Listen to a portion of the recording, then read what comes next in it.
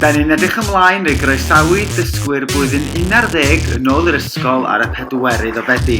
We are looking forward to welcoming year 11 learners back to school on the 4th of September.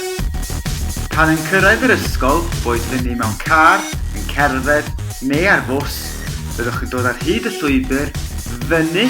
at yr ysgol a dod yn syth yn eich blaen, heibio prif fynedfa'r ysgol a parhau i fynd ymlaen ar hyd y llwybr dros y bont